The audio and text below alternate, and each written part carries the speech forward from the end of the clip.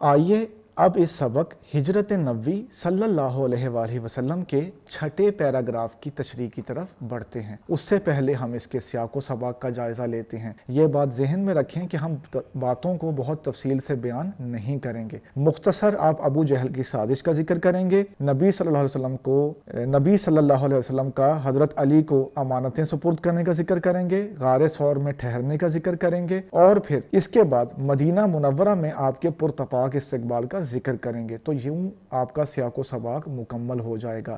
ان سب باتوں کو آپ نے ایک ایک لائن میں ترتیب وار لکھ دینا ہے۔ آئیے اب اس پیراگراف کی تشریح کی طرف بڑھتے ہیں۔ قریش نے نبی صلی اللہ علیہ وسلم کو اور حضرت ابوبکر صدیق رضی اللہ عنہ کو گرفتار کر کے لانے پہ 100 اونٹ انعام کا اعلان کیا تھا۔ یہ انعام کا اعلان سن کر ایک شخص جس کا نام سراقہ بن جوشم تھا، آپ دونوں حضرات کے تعاقب میں روانہ ہوا۔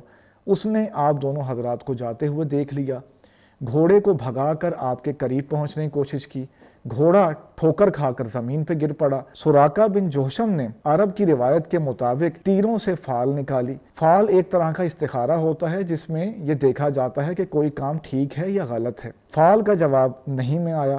روایت کے مطابق سراقہ کو اس بات پہ ٹھہر جانا چاہیے تھا، اپنے ارادے سے باز آ جانا چاہیے تھا، لیکن سراقہ انعام کی لالچ میں پھر اٹھ کھڑا ہوا، گھوڑے پہ سوار ہوا اور پھر آپ دونوں کی طرف بڑھا۔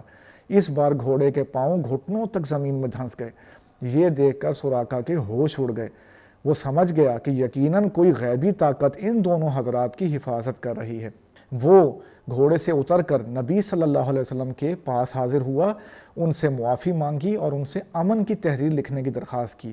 یہ ایک ایسی تحریر ہوتی ہے جو کسی حاکم کی طرف سے عام طور پہ لکھی جاتی ہے، اور جس کے نام لکھی جائے اس کی جان، مال اور عزت محفوظ ہو جاتے ہیں۔ آپ صلی اللہ علیہ وسلم نے حضرت ابوبکر صدیق کے غلام عامر بن فہیرہ کو کہا کہ یہ تحریر سراقہ کو لکھ دی جائے۔ ان سب باتوں کو آپ اپنے الفاظ میں بیان کر کے اس پیراگراف کی اچھی تشریح کرتے ہیں۔